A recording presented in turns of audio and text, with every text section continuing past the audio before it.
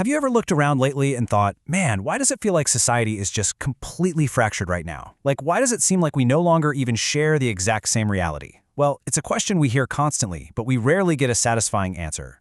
Welcome to this explainer. Today, we're going to use an incredible set of source documents as a diagnostic tool to really understand our collective dissonance. If you've ever felt like your lived experience was just completely ignored by the powers that be, you are definitely going to want to pay close attention to this. We're going to explore a truly fascinating framework called the three-tier memory model.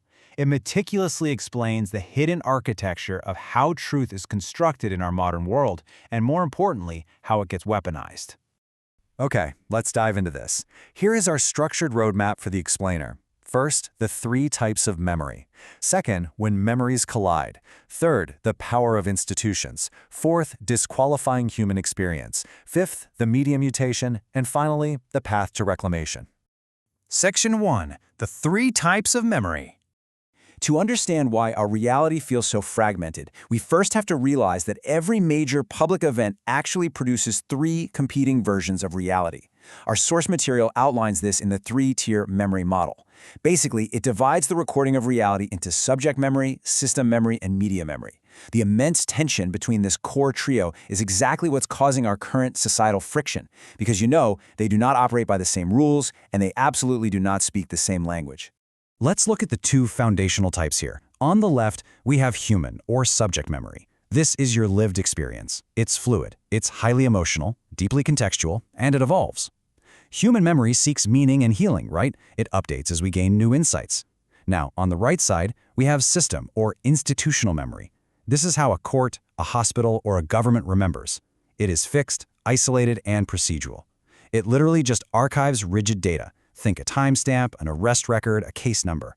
It never forgets, but it only remembers labels. It completely ignores context.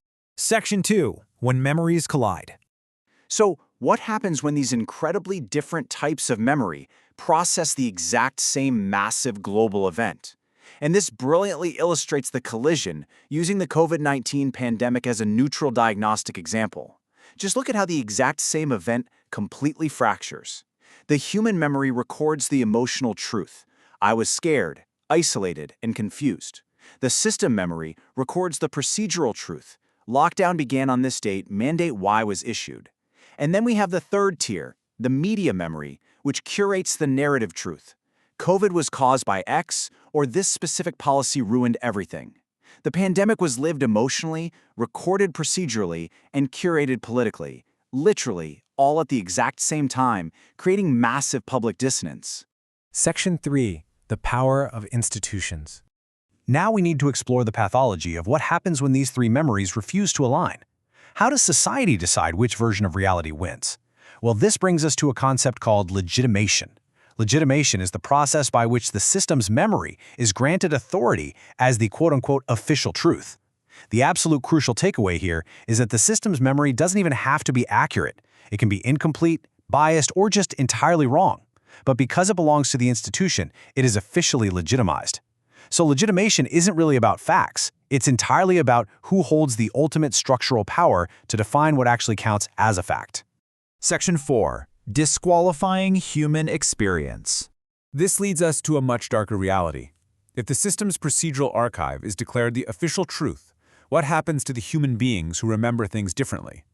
Well, the system deploys a process called disqualification. When human memory clashes with system memory, the system doesn't just politely ignore the human. It actively invalidates their internal lived reality. It strips their lived experience of legitimacy, essentially removing it from the category of valid knowledge altogether. Systems have very specific mechanisms for this. They disqualify human truth by labeling the subject as emotional or unstable. If you experience trauma, the system just categorizes it on a chart as a risk factor. If you disagree with the official record, it's framed as a lack of insight or a delusion.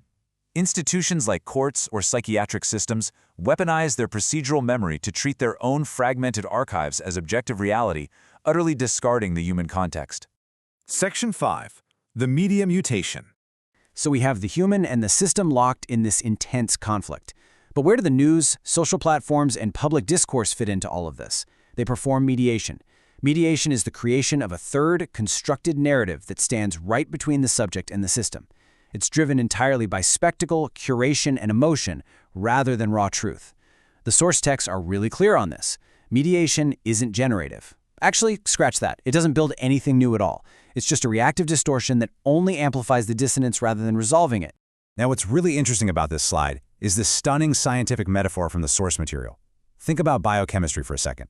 You have an allosteric modulator, a molecule that binds to a receptor, and without erasing the primary signal, completely mutates how the cell interprets that signal. Well, media acts exactly like this in society. The human lived experience is the primary signal. The system's archive is the baseline.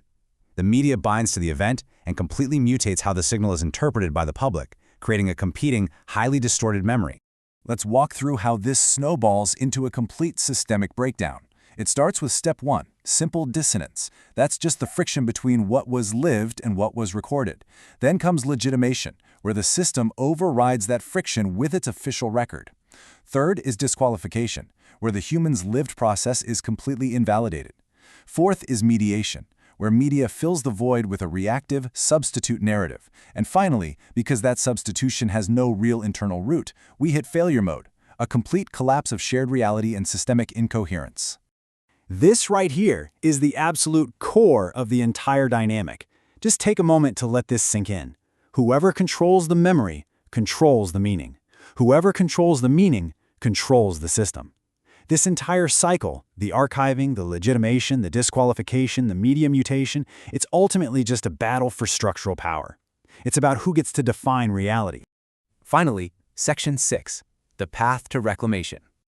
I know this all sounds incredibly bleak, but we're going to pivot hard right now because this diagnosis does not just end in some dystopian societal collapse. There is a deeply structural solution. Before we can fix the system, we have to look at something called precedent. Precedent is the memory function. It's the historical residue, a linguistic trace, an old journal entry, or even the biological record that somehow miraculously survives the system's legitimation. It is the surviving proof that a different endogenous human structure existed before the institution overrode it. Because think about it, you cannot reclaim your reality if you have no memory of what it looked like before it was replaced. And that leads us to the ultimate cure, reclamation.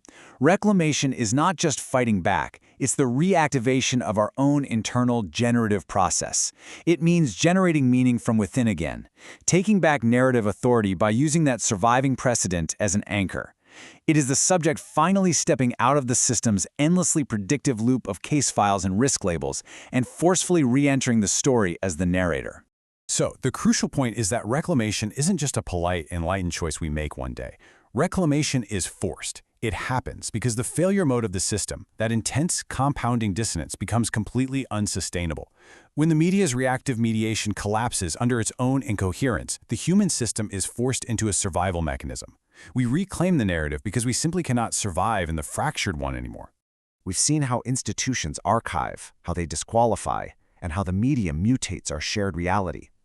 But we've also seen that the human capacity to generate meaning from within can never be fully erased, as long as a precedent survives. So I'll leave you with this to think about. As you look at your own lived experiences, and you watch the system's archive inevitably fail to capture your truth, which memory will you reclaim? Thank you so much for joining me on this explainer. Keep asking questions, and I'll catch you next time.